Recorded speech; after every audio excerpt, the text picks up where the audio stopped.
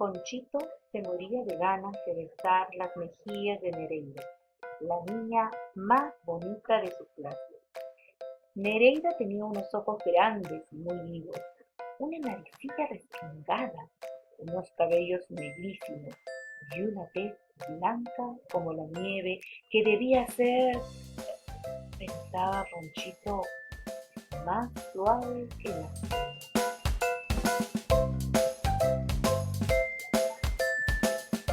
¿Cómo están, queridos estudiantes del curso de literatura infantil, cuentos y canciones?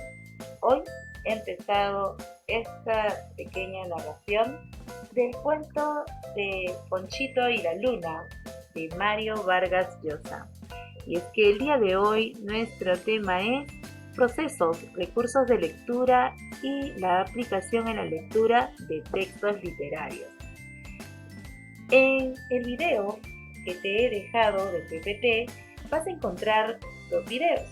El primero es acerca de cómo hacer una buena lectura en voz alta, que es la que acabo de utilizar el día de hoy para iniciar este video explicativo. Yo te pido que por favor extraigas las estrategias a utilizar para hacer una buena lectura en voz alta, las cuales vamos a compartir en la videoconferencia que vamos a tener de nuestra clase. Y en este video número 2 vamos a escuchar a una niñita leer y me vas a decir qué estrategias te está indicando en el video, cuál consideras será básica y qué importancia tendrá leer en voz alta. Vamos a ver entonces a esta pequeñita cómo se presenta frente a un público utilizando las mejores estrategias para hacer una lectura en voz alta. Los textos literarios que son muy importantes en nuestro trabajo son aquellos que van a utilizar diversos recursos lingüísticos. El autor expresa emotividad, la realidad que vive. Va a buscar llamar la atención en sus lectores por la manera de decir las cosas. Lo que hace un momento yo hacía con la obra de Mario Vargas Llosa de Ponchito y la Luna. Las cosas que va diciendo Ponchito, lo que piensa, lo que siente, porque él se muere de ganas de besar las mejillas de Nereida, ¿no es cierto? Entonces él va a narrar cómo la ve, cómo la encuentra, cómo es ella. Ojos grandes, dice, muy vivos, una naricilla respingada nos va a contar. Entonces eso va a cautivar al lector, porque es la forma como dice las cosas. Los textos literarios hay narrativos, hay líricos y hay dramáticos. En los narrativos vas a encontrar los cuentos, las leyendas, las fábulas. En este caso, de Ponchito y la Luna es un cuento, por lo tanto es un texto literario que corresponde a narrativo. Muy bien. También vamos a encontrar los líricos, que son las poesías, los poemas, las odas. En lo dramático, las obras de teatro, que todos podemos también ver en muchas ocasiones. Incluso ahora, a través de videos que están virtuales, nosotros podemos ver obras de teatro. Y yo te invito a que las busques y las observes porque te van a llenar mucho el alma. Pero para poder leer estos textos literarios hay procesos lectores. ¿Y qué son los procesos lectores? Son los pasos, las operaciones mentales que se realiza para leer y comprender lo que se lee. No es una acción única, es decir, yo no tengo que hacer solamente uno de ellos para poder llegar a leer, sino que para que yo pueda comprender, tengo que utilizarlos todos de manera global. Aquí vemos, por ejemplo, el primero es el procesamiento perceptivo, que es recibir la información por los sentidos, en este caso la vista. Cuando yo veo el cuentito, entonces ahí voy a hacer el proceso perceptivo, la percepción. El segundo paso es el procesamiento léxico, es decir, que accedemos al almacén de palabras que está en nuestra mente y buscamos la información y le damos significado a cada palabra que leemos. Luego viene el tercer paso, que es el procesamiento sintáctico. Organizamos la información en frases. Por ejemplo, aquí vemos que están desordenadas las tarjetitas, ¿verdad? Y luego las ordenamos. ¿Y qué dice? Esta es mi casa. Y luego llegamos al cuarto procesamiento semántico, que es el significado. Accedemos al significado del mensaje global, es decir, entendemos todo lo que hemos leído.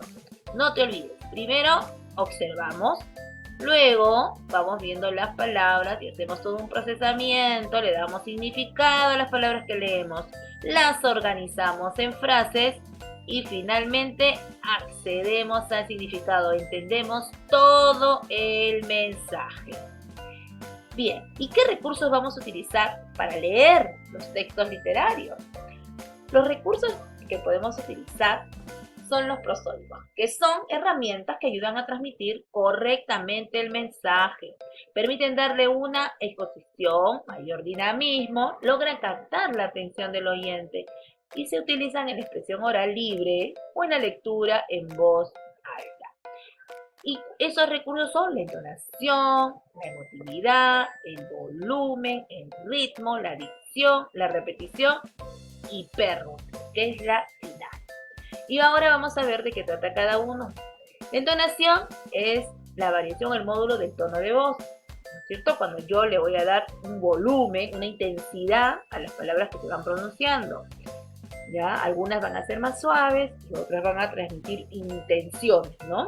Pensamientos, sentimientos. Si yo te quiero, por ejemplo, ¿no? Entonces tengo que darle una entonación adecuada. Lo otro, la emotividad. Aquí juega un rol muy importante la capacidad histriónica del hablante. Como yo te estoy hablando en este momento, o cuando yo te estaba hablando sobre Nereida, cómo era, ¿no?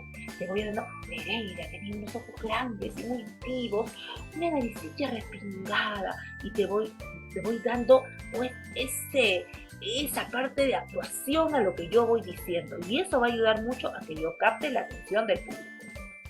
El volumen, que es muy importante, pero a veces puede ser que no le dé el volumen adecuado y eso puede hacer que yo pueda leer muy bien o puede ser un fracaso. El volumen entonces tiene que ser apropiado. Yo no debo de gritar, ¿no es cierto? Y tampoco debo de hablar tan bajito. Debo de ver la cantidad de personas que voy a tener para poder emitir mi mensaje. Lo otro es el ritmo.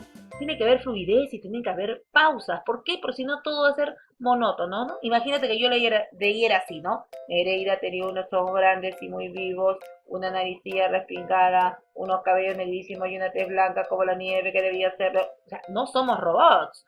Nosotros tenemos que darle entonces pausas, ¿no? En el momento que debe ser. Y recordar también que hay que tener un ritmo constante, porque si no, si sigo dando demasiadas pausas también puedo hacer que el oyente se aburra o se confunda. Entonces tengo que manejar muy bien esos ritmos. La dicción tiene que ser excelente, ¿no? Una buena pronunciación de las palabras, tomarme el tiempo para que todas las vocales y consonantes suenen con claridad. Por ello, antes debo hacer ejercicios de vocalización, ¿ya? Entonces no te olvides de eso. Además, también debo de leer con tiempo, con anticipación para saber cómo le voy a dar el volumen, cómo va a ser el ritmo y cómo se pronuncian adecuadamente las palabras. La repetición es un recurso muy útil cuando el hablante quiere remarcar una idea. Si, por ejemplo, mi audiencia de repente se puso a aplaudir o se puso a hablar y no entendió, yo puedo repetir una idea y luego continuar, ¿no? Acá, bueno, hay también formas, ¿no? Son estrategias de que, bueno, utilizado en algunos momentos que hay señales de fatiga o dispersión en el público, yo quiero volver a captar su atención y volverlos a ingresar en la historia, ¿no? Repito la última parte y nuevamente ingresamos a lo mismo, para que no se pierda. Hipérbole consiste en exagerar un hecho con el fin de captar la atención y darle mayor énfasis a una idea con respecto al resto. Entonces, yo tengo que ser muy histriónica en lo que voy a decir, en las cosas que voy a hablar, ¿no? A veces se debe crear un poco de exageración intencional, que no es un engaño o una mentira, ¿no? Que si no, solamente es para darle intención. Aquí hay unos ejemplos, ¿no? Me duelen hasta las pestañas, ¿no? Entonces yo voy a, o sea, no es cierto, ¿no? Pero ¿qué quiero decir con esa frase? Lo que yo quiero decir es que me duele todo, ¿no? Te amo hasta el infinito y más allá. ¿No? Bueno, te lo repetí 1.000.000 de veces, ya, o sea, varias veces ya te he dicho algo. Entonces, este tipo de palabras puedo yo utilizar también cuando estoy haciendo una lectura para captar la atención del público. Ahora bien, la aplicación es muy importante. Vas a tener que leer. ¿Y cuáles son esos pasos? Primero tienes que pensar en el texto y cerrar los ojos, ¿no? Para que tú puedas lograr ver cómo lo voy a decir, qué habrá sentido el autor al escribirlo, y entonces tengo que utilizar eso, ¿no? Estar acostadito, sentadito y todo, estar en un lugar tranquilo para luego pensar en el texto que voy a leer. Situarme en el contexto que el autor está utilizando, que está describiendo, que está imaginando. Y para poder, recuerda, todos estos pasos me van a ayudar para yo poder leer en voz alta y darle sentido y emoción a lo que voy a leer. Narrar con buena entonación y alegría, claro que no. ¡Se murió! No, tampoco, ¿no? O sea, tengo que ver qué momento le voy a colocar yo, pero sí voy a ir utilizando la mejor entonación para los diferentes personajes. Gesticular mi rostro es importante porque acompaña también lo que yo voy expresando. Tener contacto visual con la audiencia no es fácil, pero puede ser excelente, ¿no? Porque yo voy a ir mirando a los demás para que todos puedan seguir mi historia. Hacer pausas para explicar algo o para darle suspenso. Seguramente un texto, ¿no? Te debe haber cautivado, te debe haber gustado, y entonces si quieres contar la historia, entonces tienes que ir viendo de qué manera vas a ir leyendo. Por eso, en esta actividad, vas a escoger un texto literario de tu preferencia, ¿ya? Y luego van a leer en voz alta utilizando los recursos y pasos aprendidos. Y van a presentarlo en la siguiente clase. Como estamos trabajando en equipos van a escoger un cuento, una historia, donde uno hable con el otro, donde haya interrelación. Y ustedes luego en la siguiente clase nos vamos a juntar y van a empezar a leer, utilizando sus cámaras, para poder ver sus gestos, sus rostros. Van a poder intercambiar en ese momento la experiencia de la historia. Así es que bien, prepárate y nos encontramos para poder dar más pautas y estrategias en la videoconferencia de nuestra clase. Nos vemos.